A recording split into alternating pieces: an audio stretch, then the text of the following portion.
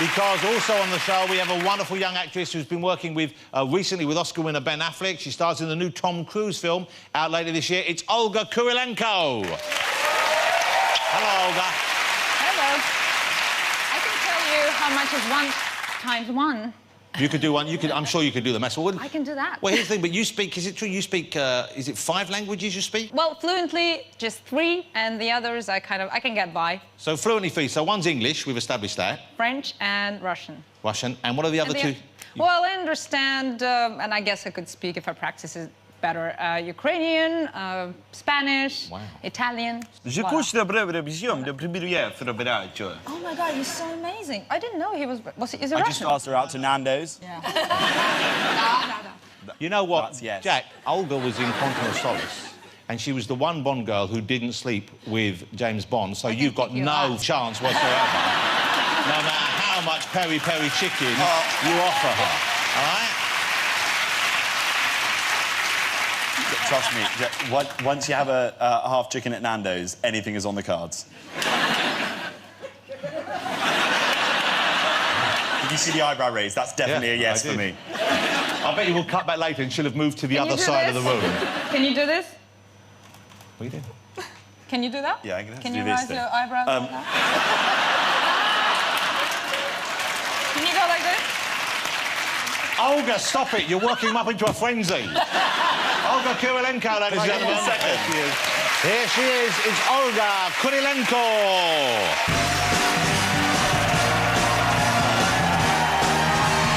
Hello, Olga. Well, that's a lovely day.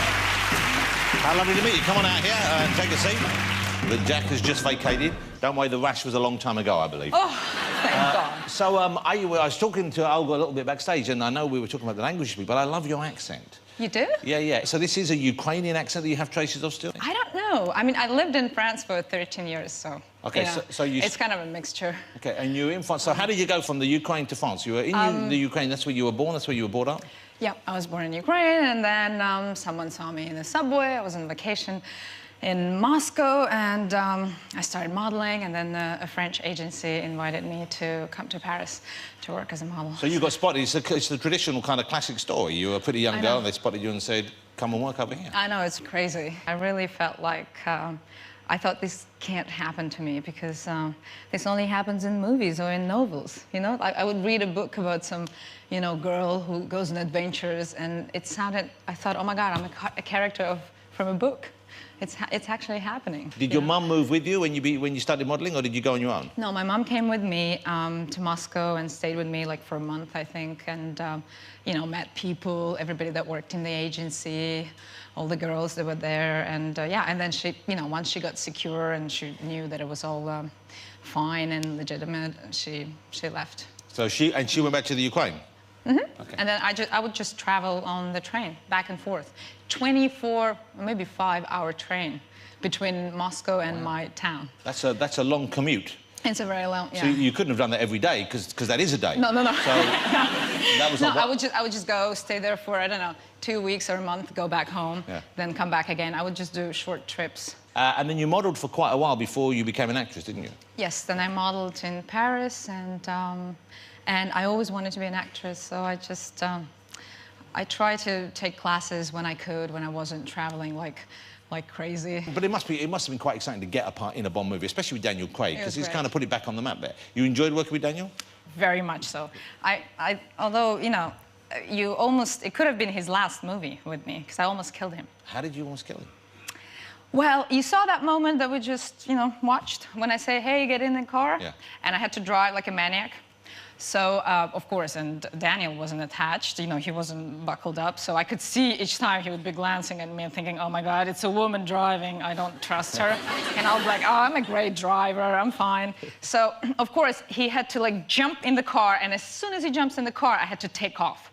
So after doing it 10 times, you know, in the movies, you do it over and over, at some point, I took off before he got in the car.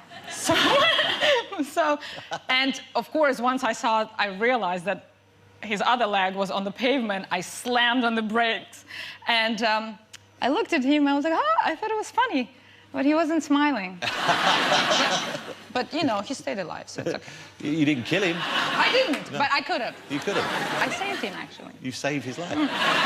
In actual fact, you did him a big favour. Voila! That's what we're saying. Exactly. OK. You live here in London now, of course. Yes. And so why England now? What do you like about England?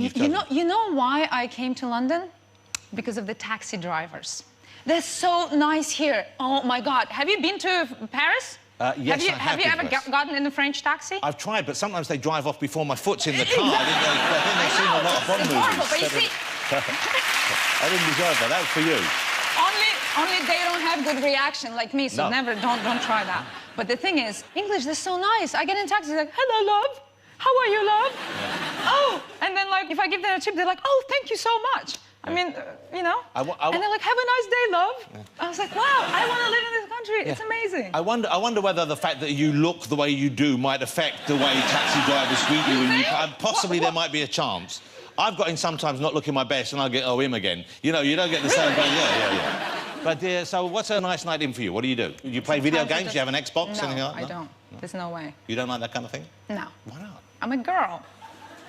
There's little girl gamers out there. You know what? It makes me rage when I see a guy play video games. Really? You don't enjoy seeing a man play an Xbox game? No. Or PlayStation? No, I just want to come consoles. from behind and hit him with a baseball bat and really? say, stop that!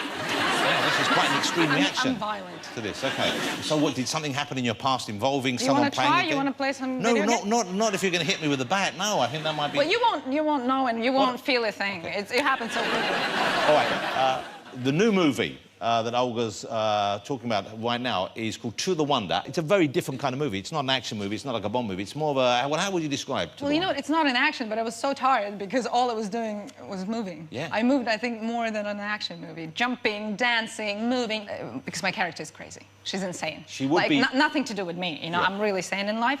But, you know, I had to, you know, portray this crazy woman.